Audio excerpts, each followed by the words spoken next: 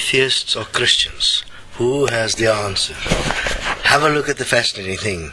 The Christians obviously fucked up reality. The atheists are all those that are unhappy with the Christian point of view. Did the atheists come up with a solution to the problem? No, they just became bigger abusers than the Christians. So atheists, I mean, you have no reason, logic, common sense, nothing, because otherwise you would have worked out equality.